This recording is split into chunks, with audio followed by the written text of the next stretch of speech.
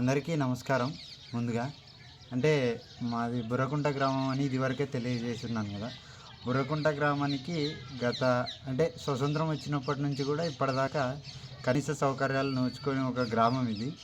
ఇప్పటికి ఏమైందంటే మొదటిగా మేము సాధించినది ఏంటంటే ఇప్పుడు బస్సు సౌకర్యం.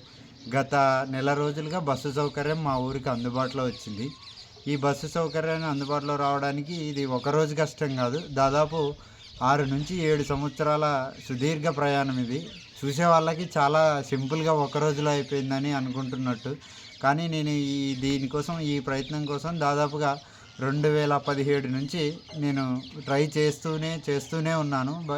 ఫైనల్‌గా 2024లో నేను అచీవ్ అంటే అంటే అందరి సహకారంతోటి మా గ్రామ ప్రజలందరి సహకారంతోటి నేను బస్సు సౌకర్యాన్ని తీసుకురాగలిగినాము గ్రామానికి. దానికి సంబంధించినంత వరకు ఆ బస్సు సౌకర్యం అందుబాటులోకి వచ్చినప్పుడు మాకు గవర్నమెంట్ వాళ్ళు తెలియజేయడం ఏందంటే, ఈ రోడ్డు కొద్దిగా అంటే మా బస్సు రన్ చేయడానికి కొంచెం ఇబ్బందికరంగా ఉందని వాళ్ళు తెలియజేయడం జరిగింది.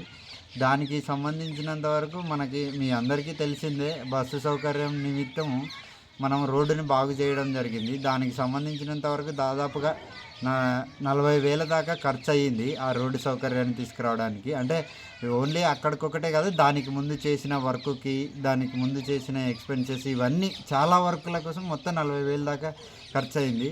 నేను ముందుగా ధన్యవాదాలు తెలుసుకునేది ఏంటంటే అండి, మా గ్రామంలో ఉన్నటువంటి ప్రజలు ఎవరైతే నాకు ఆర్థికంగా సాయం చేసినారో ప్రతి ఒక్కరికి పేరు పేరున మీకు పాదాభివందనం చేస్తున్నాను. ఎందుకంటే ఈ కృషికి మీ తోడ్పాటు లేకపోతే అసలు ఇది జరిగేదే కాదు. ఇంకొకటి ముఖ్యంగా నేను ఇక్కడ ప్రస్తావించాల్సింది ఏంటంటే అండి, ఈ గ్రామంలో చదువుకున్న యువత ఇప్పటికీ చాలామంది ఉన్నారు.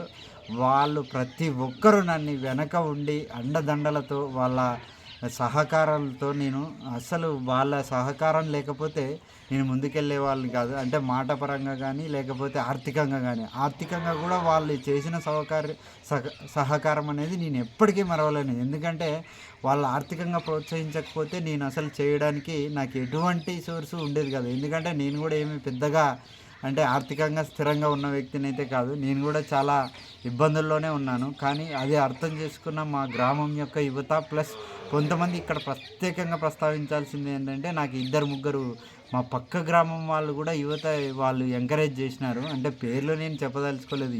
ఏ ఒక్కరిని మనం కించపరిచేది ఏమి లేదు ఇక్కడ.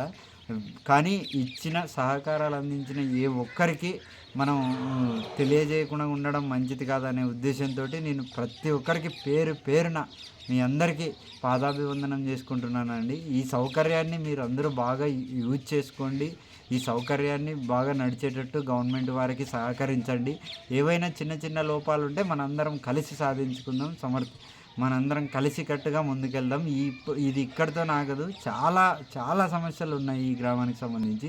అది కూడా మన సాధ్యమైనంత వరకు, మన యువత చేయగలిగినంత వరకు ప్రతి ఒక్కటి ఒకటిగా చేసుకుంటూ వెళ్దాం. దాన్ని వీలైనంత వరకు మనం సాధించుకునే ప్రయత్నం చేద్దాం.